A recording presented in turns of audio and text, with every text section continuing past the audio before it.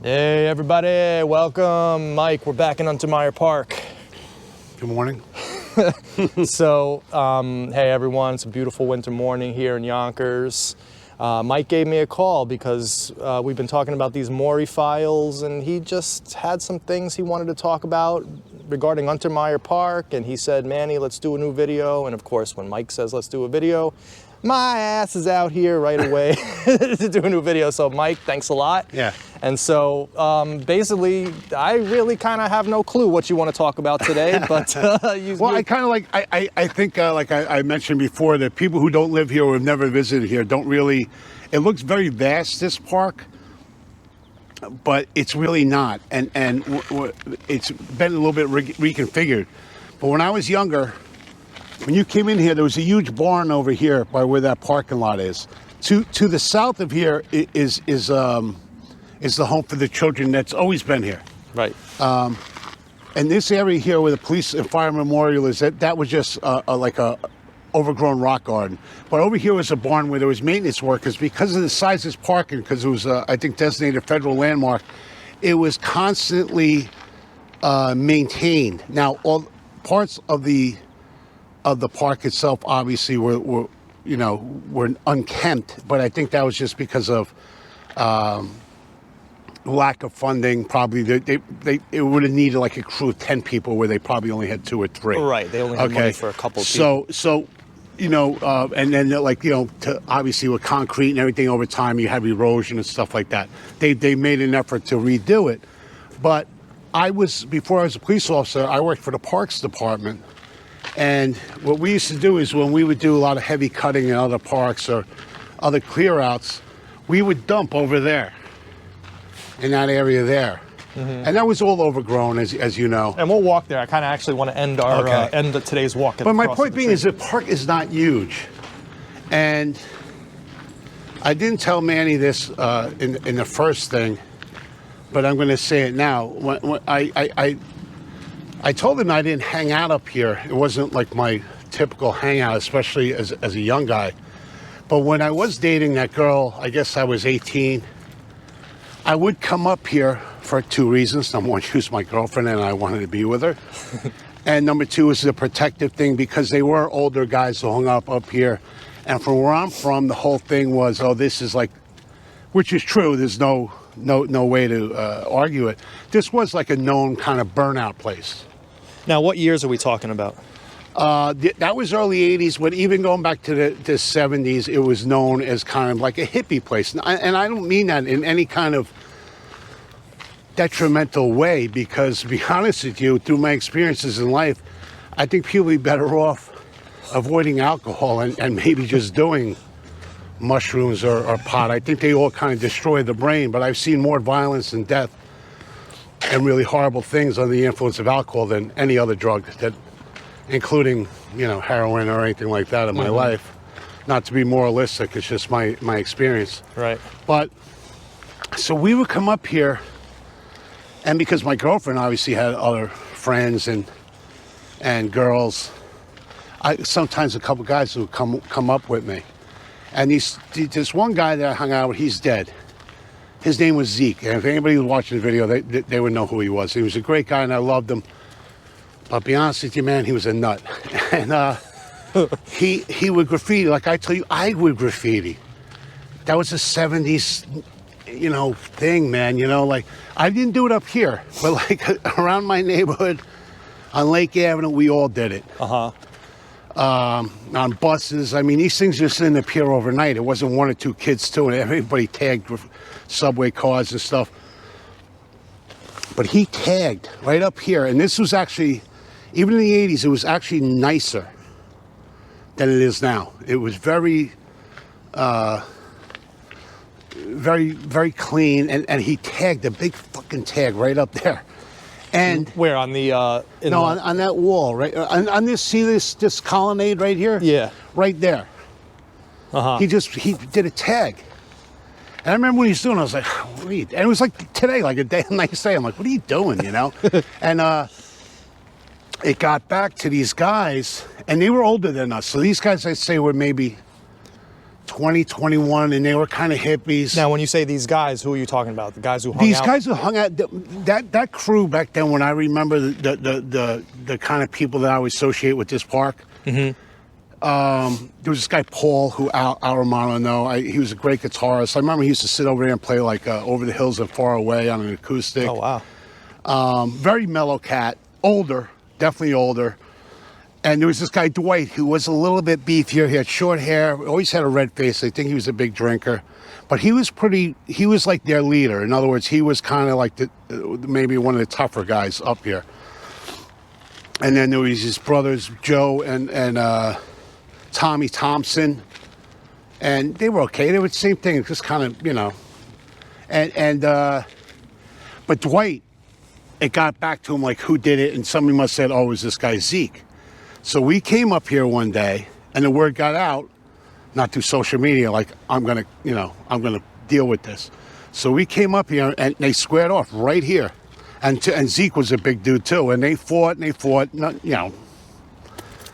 dramatic. They fought, and then bloody noses and rips, and then we separated them. Point I'm trying to make is, these dudes were better than us. And, like, we would graffiti where we hung out. We would, like, but I can't say we didn't maybe even break bottles like on Lake Ave and something like that, because maybe I'm doing selective memory, but these guys didn't. And their attitude, it was probably twofold. That because of that hippie thing, they were against that type of street urchin shit that we were doing. And also, why draw attention to themselves? Maybe they kind of had it okay up here because they did behave themselves, and they didn't cause a reason for some other. They go, oh, look, and they're writing graffiti all over the place, so come up here. So again, it's not in the time period of 77, 78, 79. I can't talk on those years because I was a kid, I was 12, 13.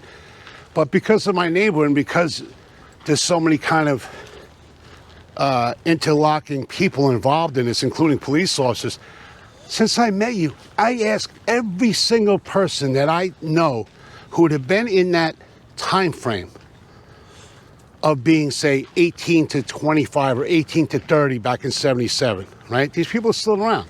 People who were here in this park and who just lived in this neighborhood. Okay. You know what I mean? Maybe didn't hang out in this park per se, but like if you're a cop, you certainly would know, any crimes going on in a certain area.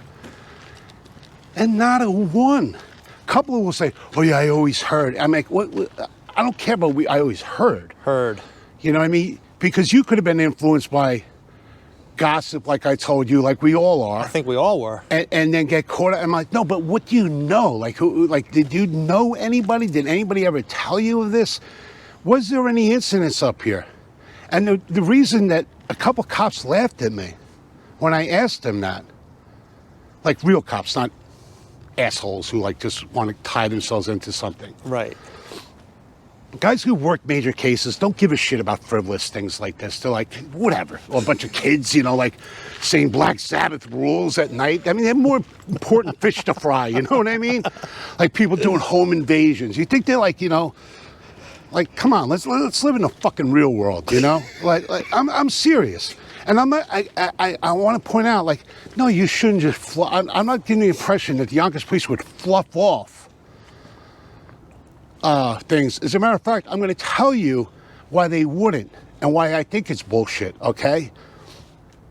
A lot of people don't know. Again, when I'm speaking, I'm going to speak to people who, number one, have no background in Yonkers, including guys like you who are from Riverdale.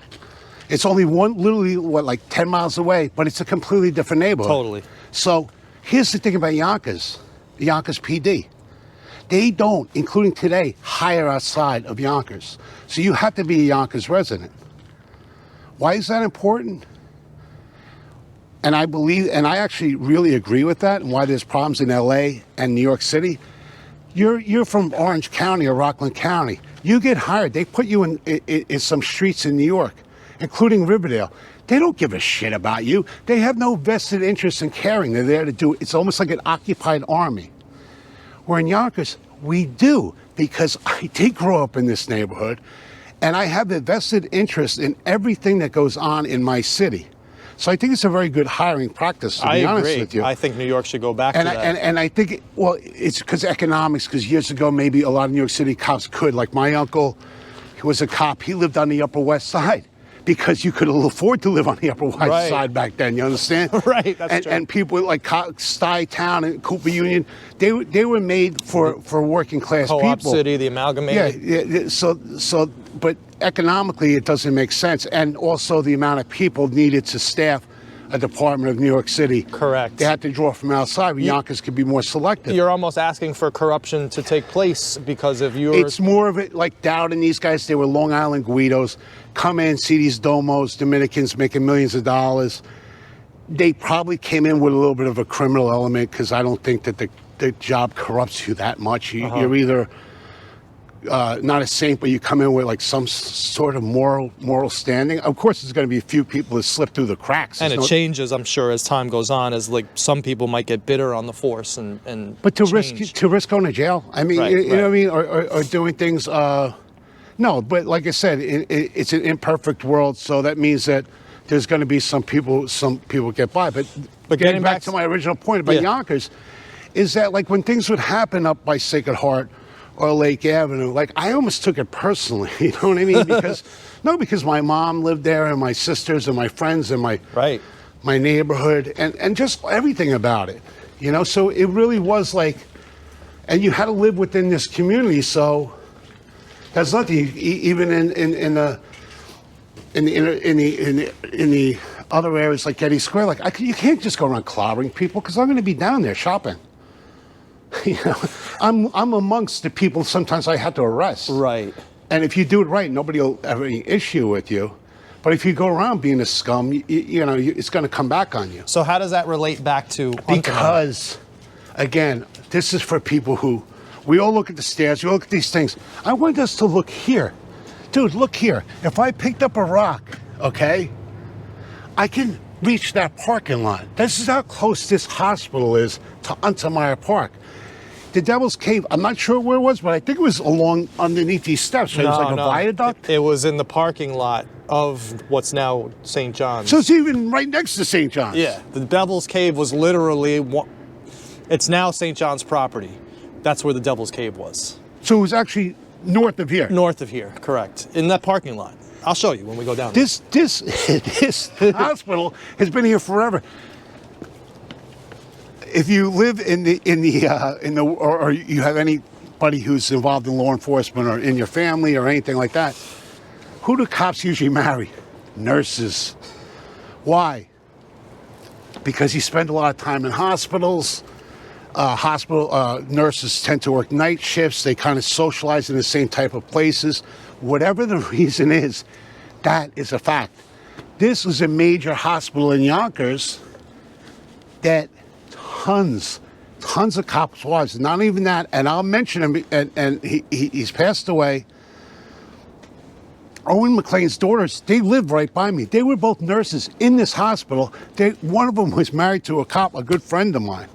Do you think, from what, not to talk, you know, like crazy, but I'm telling you right now, if you effed with a Yonkers cop's family back in the day, it would have been addressed, and it would have been addressed so severely, because back then that's the way things were. You know what I mean? If you mess with somebody, or if you created a threat for these nurses, if they told their husband, there's devil worshippers when I go out to the car, the cops would have been down here on duty or off duty with their nightsticks, and God forbid if they came across you, you would have been clubbed like you wouldn't have believed, like a seal. Well, you know, that's interesting because one of Maury Terry's big pieces of proof is that nurses in St. John's heard chanting. First of all, I don't see how that'd be possible from those high windows that are closed, but he said he specifically used St. John's as a source in a sense. Well, let me go. I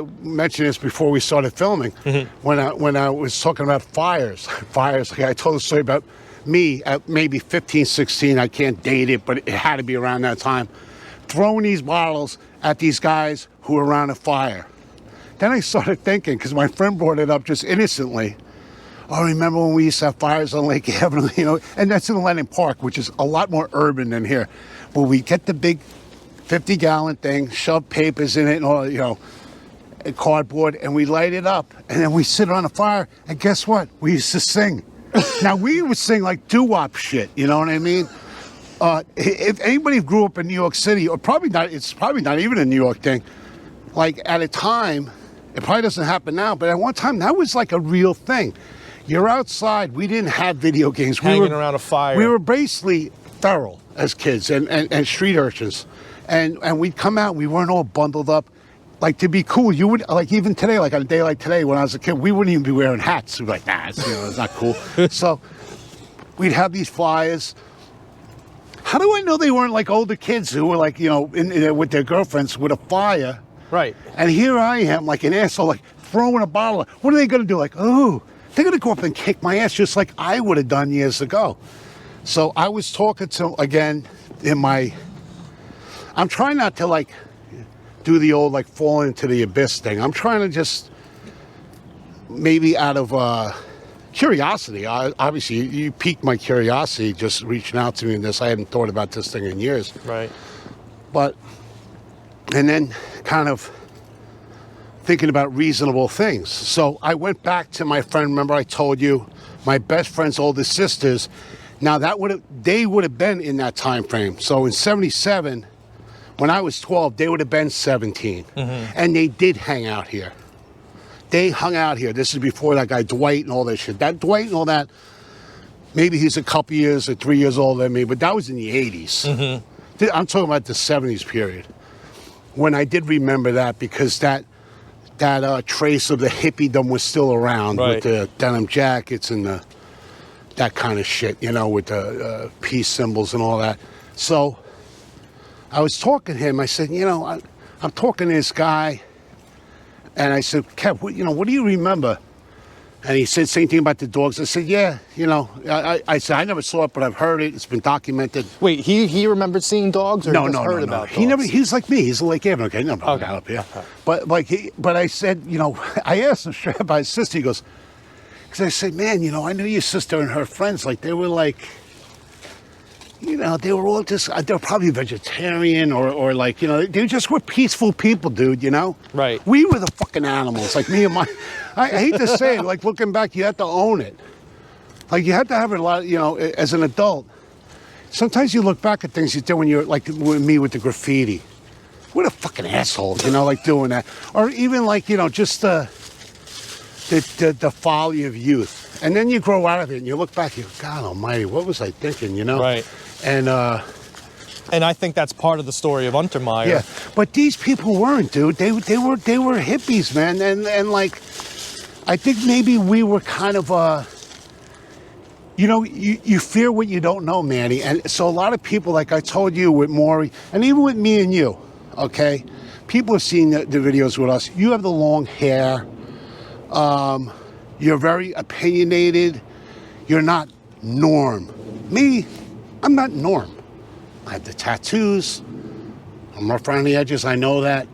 But if a lot of people who are either gullible or influenced by outside appearances, it's never guys like us. Like, do your research. Except for like Richard Ramirez and Manson, who didn't even really kill anybody, but was like this hippie.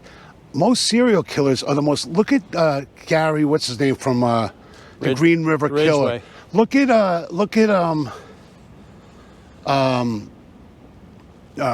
Bundy. Like really horrible mass killers, and there's tons of them. It's one of the blights of our society. They never stand out. Berkowitz would never stand out. He would never be a guy you'd see and go. I think women would, because women have a better sense of a creep than men do. But like you could see him just hiding in plain sight. Mm-hmm. Which he took advantage of. He wrote about that. He was a conservative guy. Yeah. Like where if he dressed like an all black with some fucking, like this Cowan who was a mass killer, like, swastikas, you'd be like, oh, stay away from this fucking guy. You know what I mean? Right. But these hippies, man, people who are norms, including me as a kid, like, oh, they're hippies, who the hell were they hurting? Right. I mean, in retrospect, but if people would see them, including cops back in the day, oh, those long-haired hippies, those peace freaks, different time. Like now we've come to understand a lot of the logic behind it. Now most of those people might have been living flights of fantasy, like why can't we get along? Things that are never going to happen.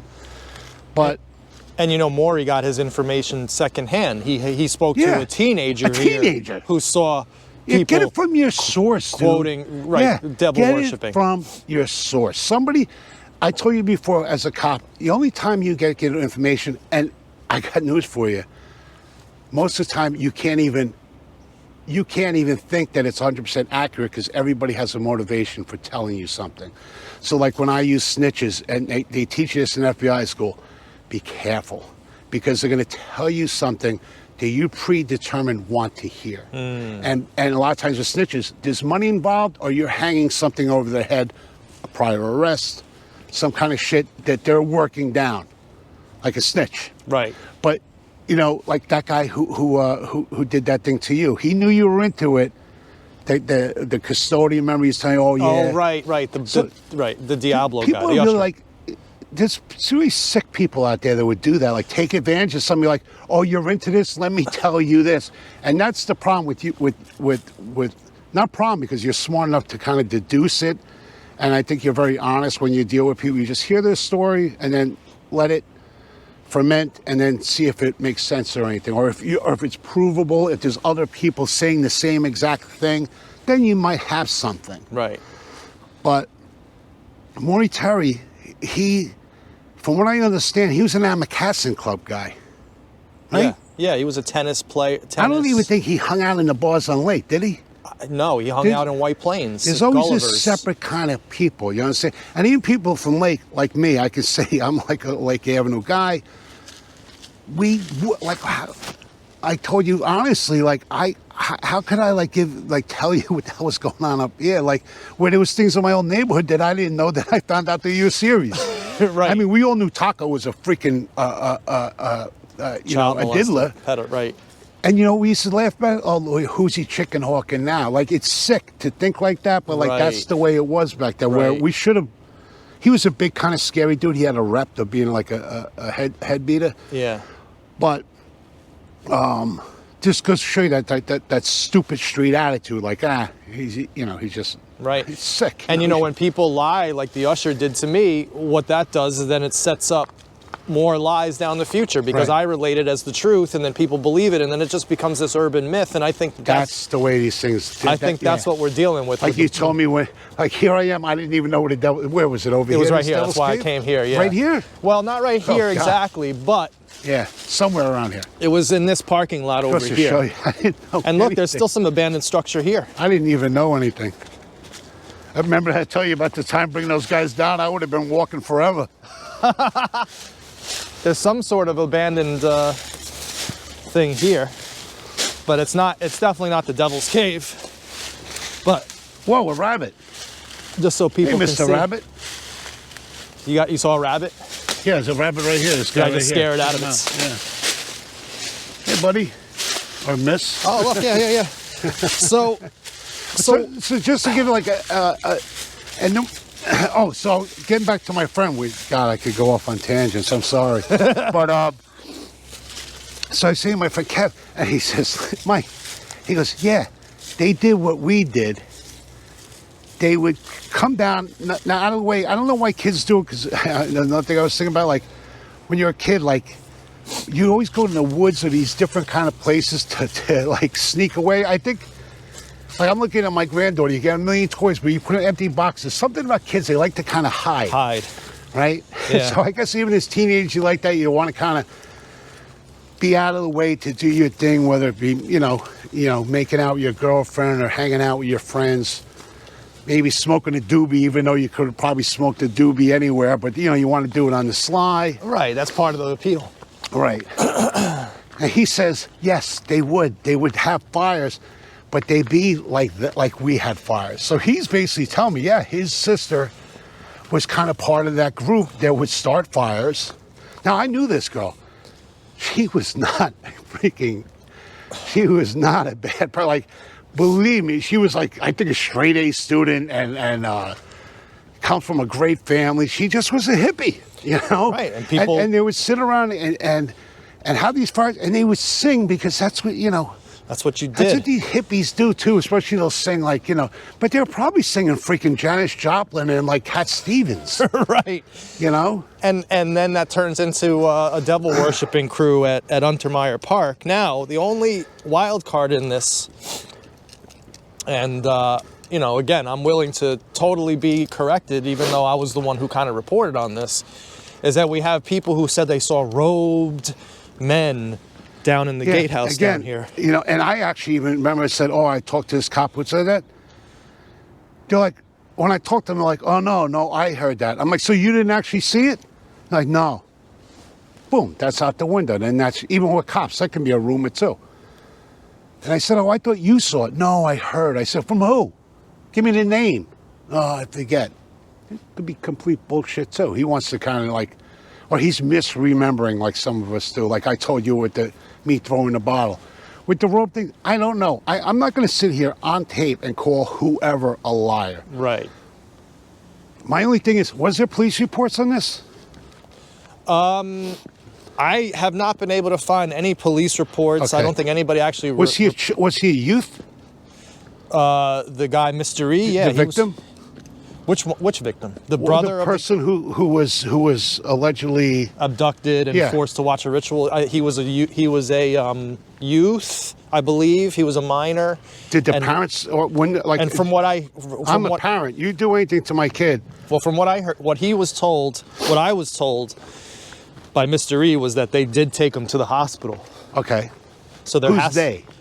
His parents. Okay, but what about was there any police involvement? I didnn't get that, nor is there, any reports. Even if the kid didn't want to? You'd think that there would actually be... A reasonable person, I'm a parent. If anybody who's watching this is a parent, yes, you immediately contact the authorities. And you raise holy hell until it's addressed. And wouldn't the hospital itself have Absolutely some sort have of... to. They would have to. Yes, of course. So... Yes. Alleged victim of a crime. I mean, that's a serious crime, too. I mean, they abduct a teenager, force him to watch killing a dog. Yes. I mean, that's not... Even me preventing you from moving is a crime. Right now, me as a civilian, I want to go there. No. You can't do that. Uh-huh. Never mind an adult to a child. I mean, now we're talking about a litany of crimes. Litany. And the penal law hasn't changed that much, you know what I mean? Right. But... So now we're calling into question then whether any of these things happened, which is fine. I mean, I'm willing to totally... I also spoke to another guy who's 5 years older than me. Lake Avenue guy. Not a BS artist by any stretch of the imagination. A very chill, passive dude. Mm-hmm. And I said to him, hey, like I do with everybody else, they're probably getting around. What's Mike up to? But I said, what you doing on tomorrow? He says, I dated a chick, I think down by like what's those streets down there that kind of on this side of Untermyer, of the aqueduct? Mooresmere, Saratoga? No, not Mooresmere. I'm from over there, but no, right, like where Bernie and them live over there. Yeah. So he was dating this girl, and I said, well, give me a time frame. And he says, it had to be like 76, 77. And that they would go, he said to the Devil Cave, but him being from Lake, I don't even know if he would know what that is. Right, it's just become this like I urban told myth. you, I'm 80s, I was 18. No idea where it was. Right. Never been there, I don't know it. Right. So, but let's just say that he did know where it was because this girl's from around here. I said, they probably went in there. He's not a vile dude, and I didn't ask him like for details. Right. But I got the impression they went in there to make out. So I said, was there any graffiti? He goes, no. I really believe all that graffiti was posts on the sand. Absolutely. And that's the problem with these things is you get people who are a little bit curious about a place or an alleged place, and it brings people there for their own kind of weird reasons, Right. Well, this place has become a mecca for... Became a mecca for people who are kind of like, including us. Including me, like, yeah. I got to go here. I mean, And the sad part about it is that you know, look at the beauty of this. I mean, you as a person who is an arborist and enjoys nature, this is a thing to be appreciated. Absolutely. It's not a dark place to me. And a couple of people I spoke to said, you know, I guess it wasn't a place you go at night. I said, well, where would you go at night if it wasn't from your neighborhood? Who the hell would walk into Lennon Park if they weren't from Lennon Park at night? Right. I certainly wouldn't if I wasn't from that neighborhood. This place would Never actually mind be a ideal. huge park like this has no lighting. At least in like where we lived, like, you know, it's just, you could go down a corner and get a bag of chips. You know what I mean? There's stores open and there's lights and, you know, there's homes all around there. So we're getting to the point. I kind of wanted to get to the back to the cross on the tree. Oh, Rainbow Rider and all these. Yeah, Rainbow Rider, because this is streams. This is, of course, part of the whole urban myth, and this is what Maury Terry was obsessed with bodies. So this is the area that he said the bodies were at, and all these buried bodies. And listen, I came here with Geis and with McCormick. Yeah. And they were influenced by the Ultimate Evil as well. Of course. You know? So everyone got all hot and bothered about bodies here. But then when reality sits in, it's like, okay, what do we actually do? And then you think about it. And so you have some thoughts about this? About bodies here and children's bodies? I don't, like I said, just because of this is not, even though we've been walking, believe me, this is not a huge park. Like, this is Warburton Avenue. That's North Broadway. That's literally, so that's a little bit of length over a city block, maybe a mile. Right. Maybe. We showed you St. John's, which you can still see here is the northern boundary, right? Right. And then we have over here is the southern boundary. This is what, a mile by mile park or two? It's not a huge place. Now, although it was overgrown, the aqueduct was always open. People would always walk their dogs. We just saw a rabbit come out of here. Right. This place at night, like, animals are nocturnal. Unless you, if you know true crime, and most of the people watching this probably are into true crime, most of the guys who dumped, like, or buried, it's usually a shallow grave. Yeah. They're not sitting there like, okay, I got my backhoe, I got my hoe, I got my spade, I got my shovel. I mean, what are we, fucking kidding me? It's a shallow grave, usually covered with loose dirt and leaves, grass, foliage, right? Branches. Any animal smells death. This, you know, again, this is what they do. They forage at night for meat. Most of them aren't vegetarians. They rely on meat. Something's going to try to eat that rabbit later on tonight. So there's coyotes. You know there's been wolves in here? We used to have wolves in the middle of the ghetto because they would traverse down from the aqueduct. Uh-huh. Wolves. You know how many? You know what's the funniest thing? Seeing a wolf going through these projects and all these black dudes jumping on cars and calling the cops. Deer in the middle of. You ask any cop's been around. We had deer in Getty Square. All right, so like there's been deers that there's been deers that made their way all the way down to Manhattan. Yeah, I mean I'm seeing them now in Van Cortlandt Park everywhere. Yeah, there's wolves. Well, there's wolves in Van Cortlandt Park. Coyotes There's in no Riverdale. doubt. Yeah. So animals would have dug up the body. It would have been found. And because of the maintenance workers, when we walked in, there was a easterly wind. And when me and Manny were up there, if anything, rot, unless you've been around death and dead bodies, especially older dead bodies, the stink you'll never forget, and it's very identifiable. So somebody would have discovered these bodies. Right, there hasn't been one actual report of a body discovered except... Do people go missing? Yeah, but you know where it's more likely? It's where it usually is, out in the Midwest. There's so many people unaccounted for it. It still exists today. It's going on as we speak. It's the darkness of it's a tragedy and darkness of humanity. As certain people are just bad, they're born bad. I said that to you from the beginning. Going through Berkowitz salting, I've never underestimated him. I think he's above level intellect. Absolutely. Now we have absolute proof. I we have all thought his that writings. going in. I thought that going in. I was influenced by Terry. I thought he was a dumbass. No, but even his methodology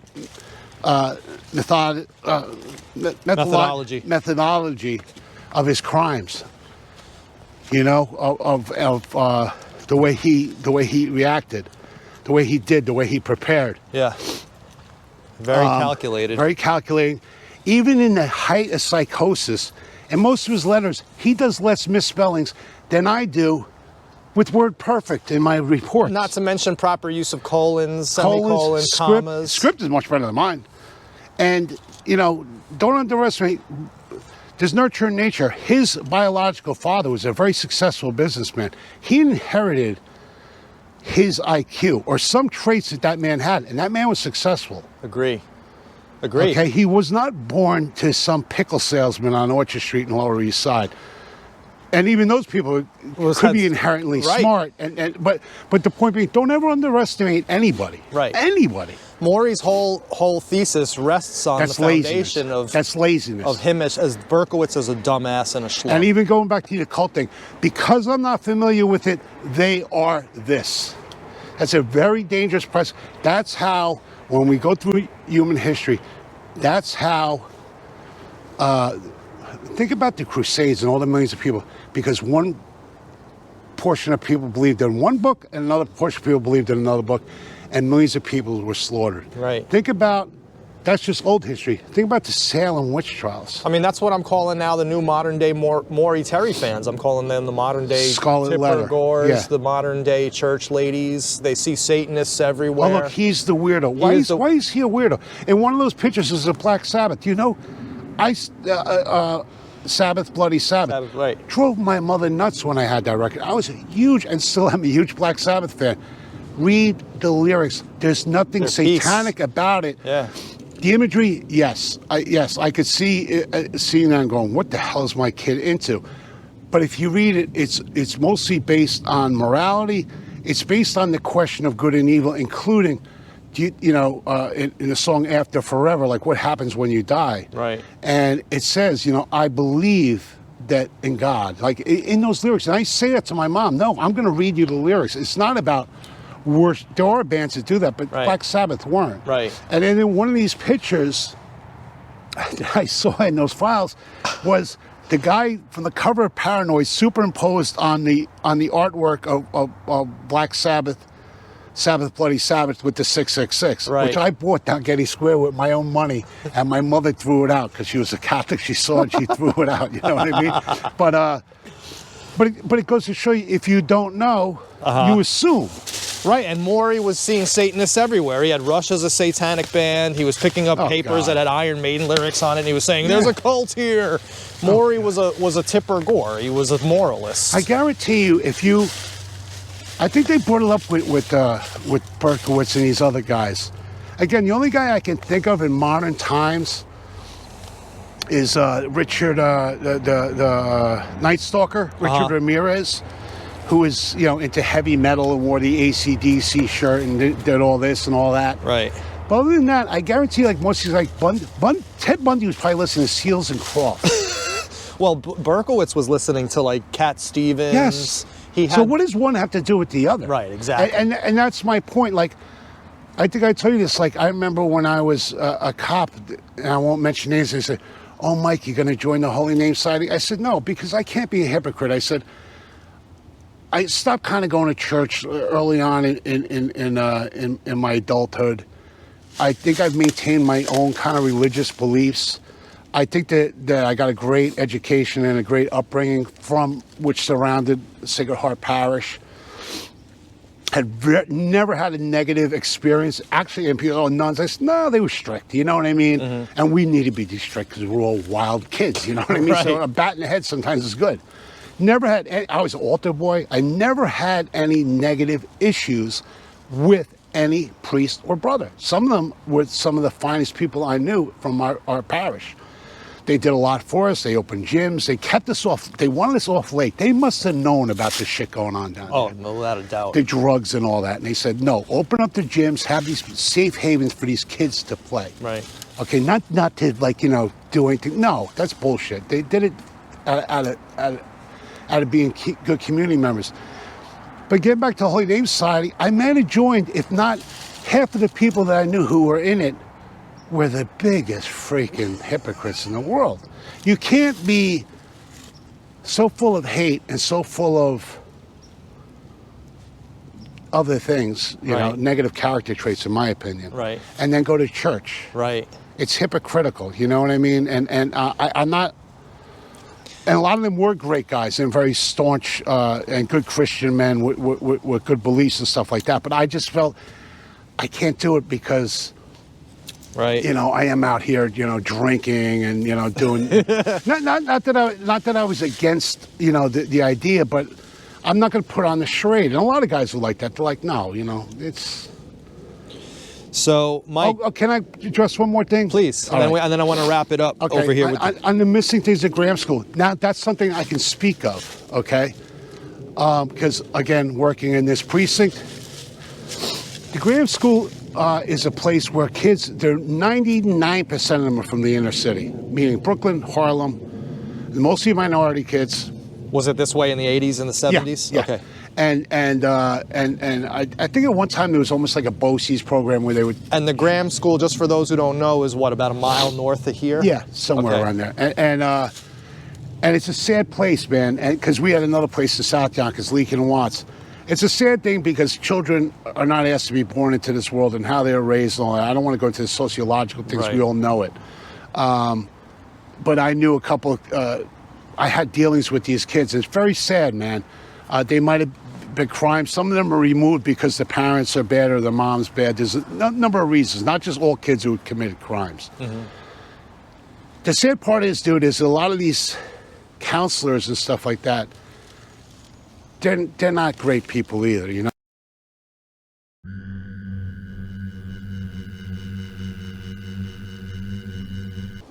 Hey guys, sorry, we're out here. It's so cold that the equipment, the battery kind of died on us unexpectedly. So, not sure exactly where it cut off, but Mike was talking about the Graham School. And Mike, why don't you just resume quickly from just saying with the kids from the Graham about how they could, how them being missing wasn't necessarily nefarious, because in Maury's files he has missing kids from Graham being don't forget, Graham, another thing, is either state or federally funded.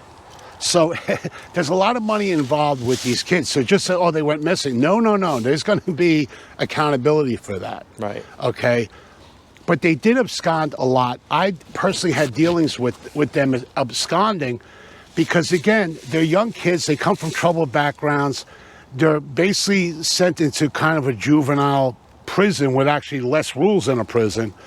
And young kids can be cruel and they can be really horrible. So you got a kid who's weak, or you know, maybe the weaker of this crew. He's going to get F-word. He's going to get physically, emotionally abused. They leave. They run away, just like probably I would too. Right, I would too.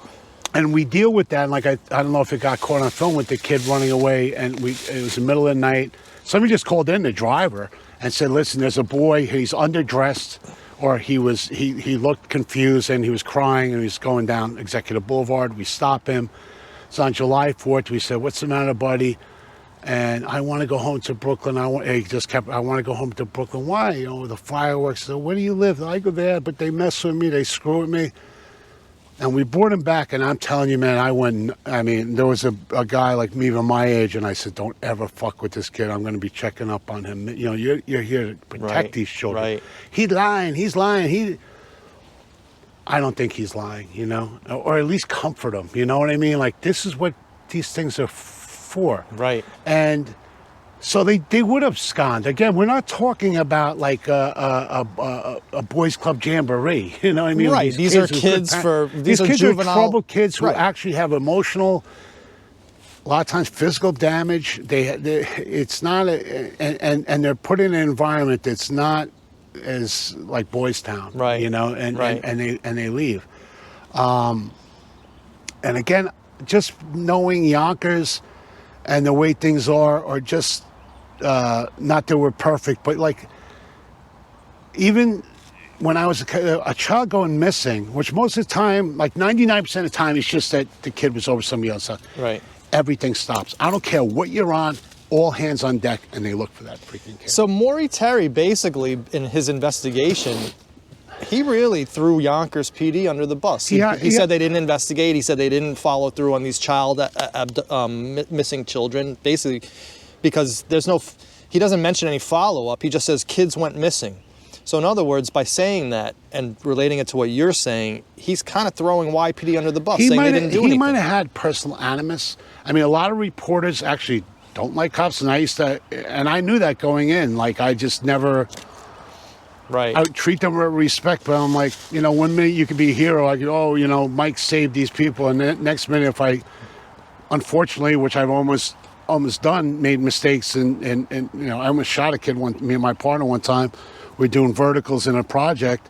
And the kid looked out the window and saw somebody broken into his dad's car. He comes down the freaking steps, which are about this wide, if you've ever been in a project, with a gun. And we had our guns out because the most dangerous thing is doing verticals in a housing project. And it would have been a good shoot. Right. But it was a BB gun. We were just lucky. Right. You know what I mean? Right. But if that did go bad, can you imagine what... Yeah, that reporter, right, but exactly. I don't know Maury's motivation because I didn't know him personally. It's really hard to say. But there is going to be animus, and everybody... It's always easy to say, like, were there mistakes made in the Nito thing and the car instances? Yes, I think there was mitigating factors to that, of which was poor supervision and prioritizing. And I think that there's because of the climate back then. I imagine, like I said before a million times, every department, every small town, every neighborhood had people calling up about a neighbor, an ex-boyfriend. It's him, it's son of Sam. So I can't even imagine what they had to deal with Omega. Right. Because I can only tell you what I've dealt with in my homicides. Everybody's a suspect. Sam Carr coming down there on August 6th was just another person coming in to talk to them. It didn't necessarily mean anything. How many other related incidents were there probably in the boroughs? I don't know. Or even outside the boroughs, because Yonkers is outside the borough. Right. Crime doesn't stop, so there's always going to be weird incidents. There's always going to be kind of like... And if you look at the police files, there's thousands of files from the Son of Sam shootings. Thousands. Most of them are following leads, like you say. Right. Some crazy guy was called in. Because everybody's seeing something. Everybody wants to help. Right. You know, everybody wants to help, and then you're going to have the kook factor. People were saying NYPD didn't do a good job. They were out in Nevada and in Colorado. There was a couple of mistakes made. Yeah. There was a couple of mistakes made. The summons. There should have been, and maybe there was, and maybe it just falls on the cop. Anybody out of jurisdiction stopped for any moving violation or for any suspicious activity should have a field interview report. In other words, I'm in Queens, or wherever he got that summons for no insurance. What are you doing here from Yonkers? What is your business doing here? He was a good bullshit artist. That might have happened. He might have said, I'm visiting my sister, or I'm visiting, so he might have had a location where he knew, and the cop said, all right, that's plausible. That was in the Bronx. That was after a shooting. Okay, in the Bronx. Yeah.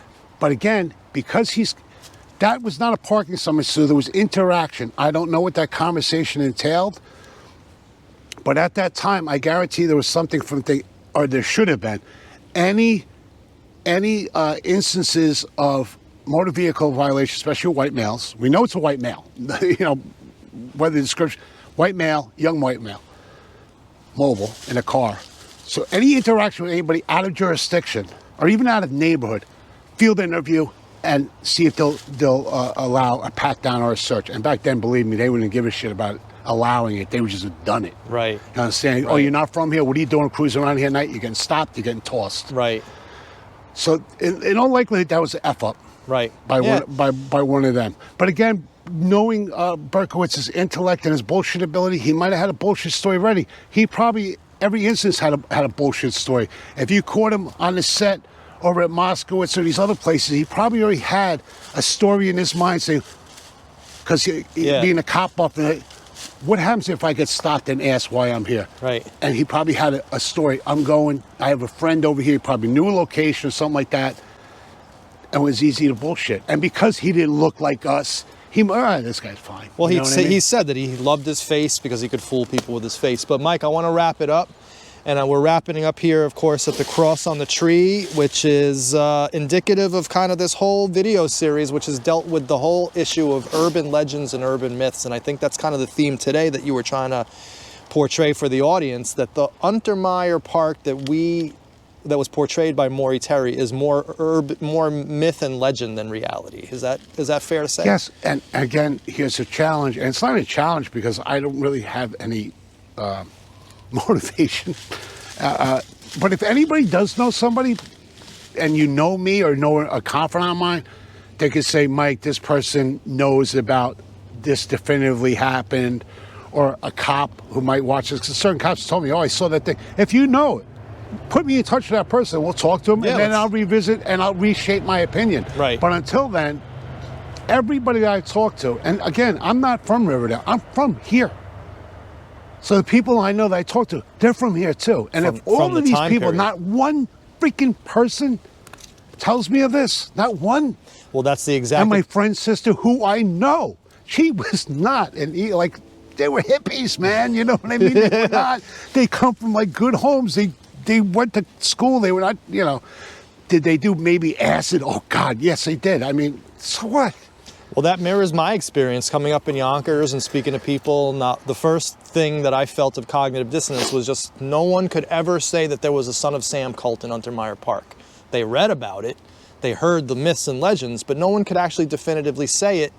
And that's kind of been the theme of this the whole way. And, you know, I'm like you, prove it, and then we can talk, and I'll change my opinion. Being a Satanist is not illegal. That's what I say. So the Church of Satan, I don't condone it. Yeah. I think it's I have my own stupidest opinion on shit. organized religion. I don't like people divided by something like books and things we can't touch or feel or see. All right, that's not disrespect to anybody. But you know, Church of Satan was like they had a residence, and like these other things, they have actual like places to go to worship. They don't need really, and if they come from money. Like, wouldn't they have, like, their dedicated spot? Yeah, like, why would they want to be in the public? Why would they want to be here? Like, same thing, like, why do we hide to smoke a doobie in this huge park? Yeah. All right, Mike, so real good stuff. I appreciate it, as always. I'm sure the audience does as well. And Book a check. Hopefully we'll revisit these soon as you dive more into these Maury files and come up with more ideas and thoughts. And we always appreciate it. So thanks again, and we'll see you in the next video. Okay, bud. All right, thanks.